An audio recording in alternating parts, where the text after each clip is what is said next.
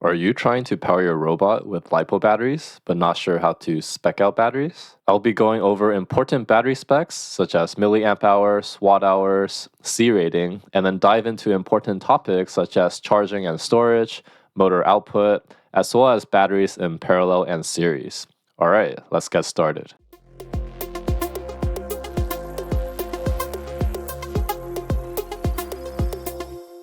If you're new to my channel, I have a website at kevinwoodrobotics.com where I have a bunch of resources on robotics and computer vision. So check it out and subscribe to learn more.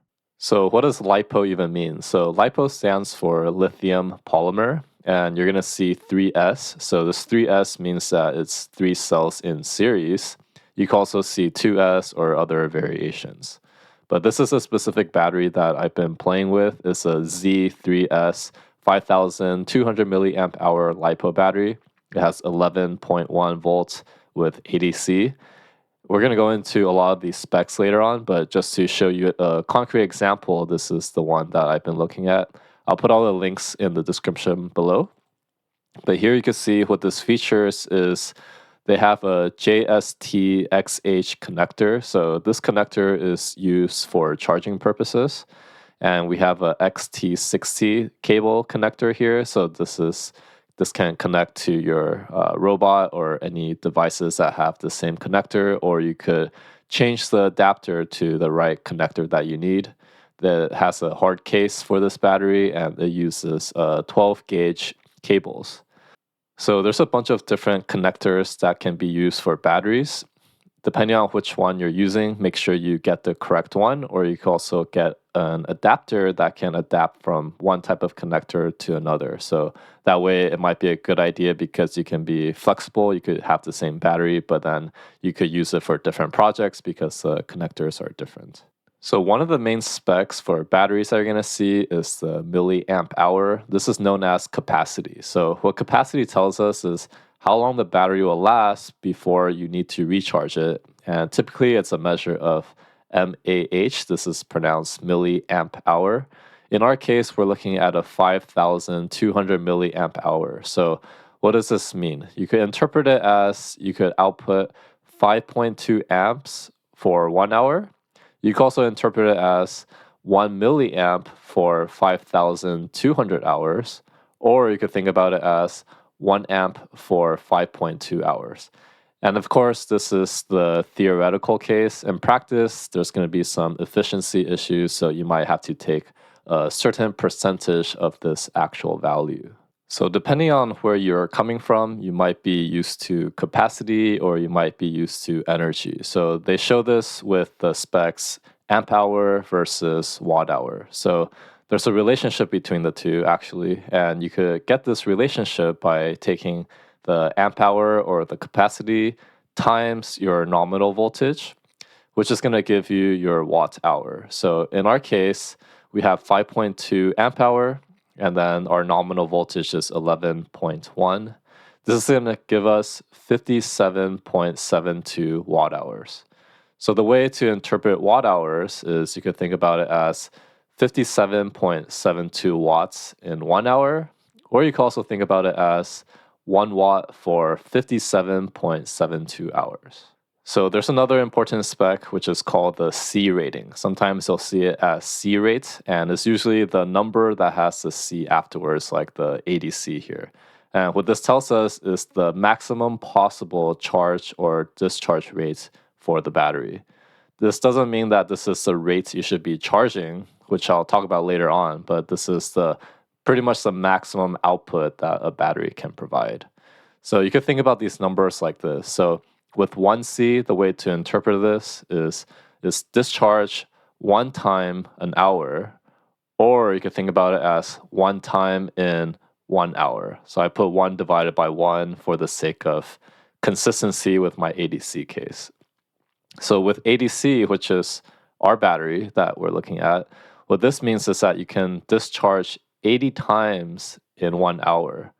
Or in other words, you could think about it as you could do 1 time in 1/80th of an hour. So this is the way to interpret it. And the reason I like to word it this way is because down here, when I multiply it, the units actually make sense. Okay, so The max discharge current, the way you would calculate that is you would take the C rating, you'd multiply it by the capacity, which is in amp hours. So you could kind of think of C rating as a unit of 1/hour. The 80x or 1x, the x part is unitless, so you could think of the C rating as just purely 1/hour. So the hours cancel out and you get amps for your answer. So we have 80 times 5.2, which is our capacity in amp hours. This is going to give us a maximum of 416 amps.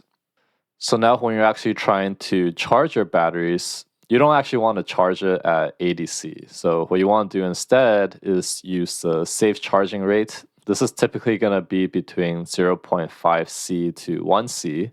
And this is all from the Z battery manual here. Some batteries may give you a little bit different, but this is going to be the ballpark for most batteries, I would say. So what this means is 0.5 times an hour or 1 time an hour. And to actually calculate that, we take 0.5 times 5.2 or 1 times 5.2 for the lower and upper bound. And we get a range of 2.6 amps to 5.2 amps. So when you set up your charger, this is the amperage you want to set for charging, at least for this specific battery because of my capacity. You're going to want to use your own capacity here to calculate the right amperage for your charge and discharge. So I'm using this charger here, the iMars D300. It's been working pretty well for me.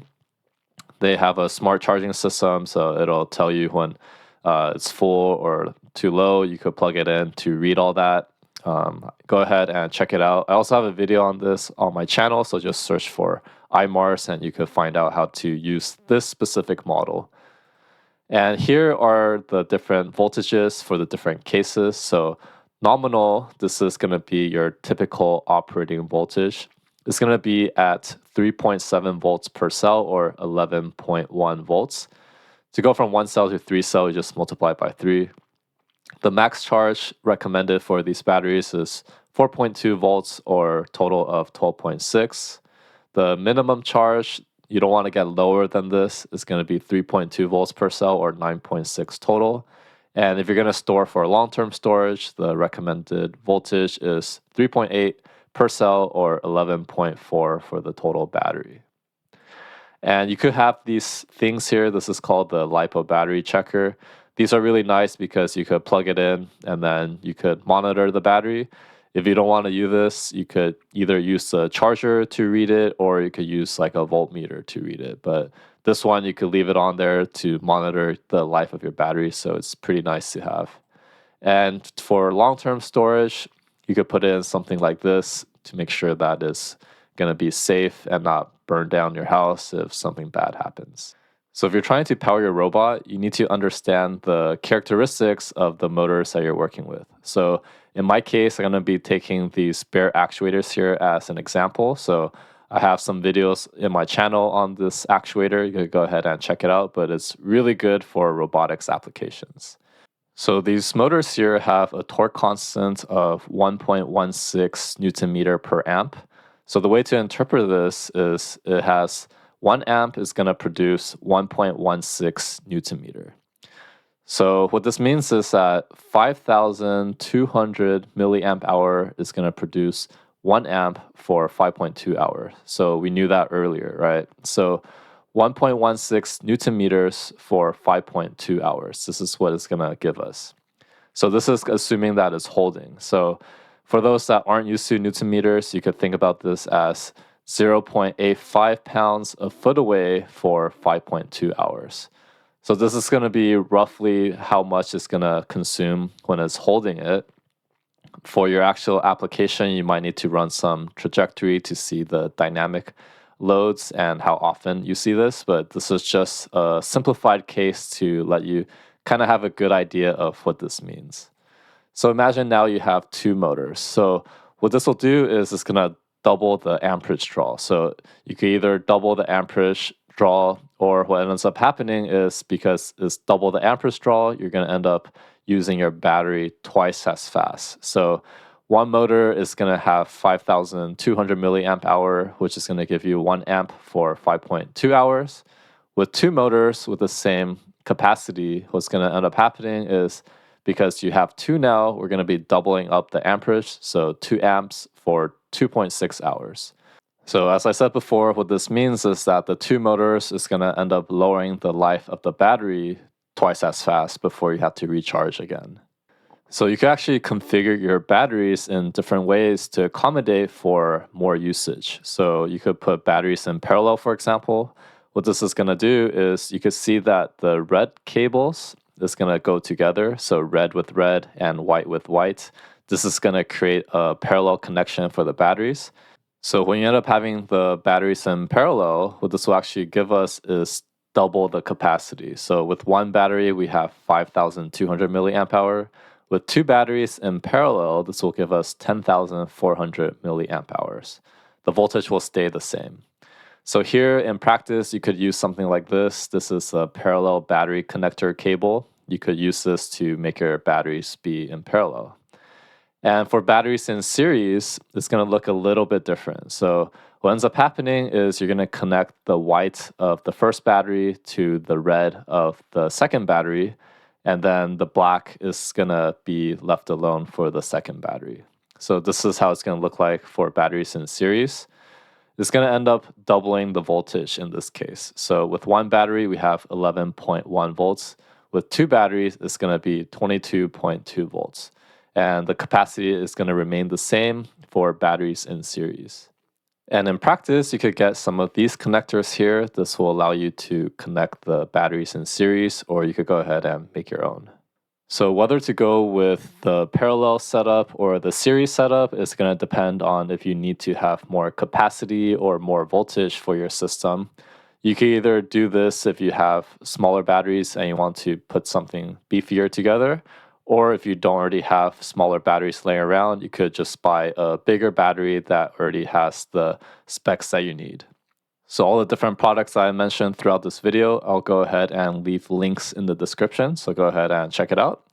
And if you found this video helpful, give a like and subscribe, and I'll see you in the next one.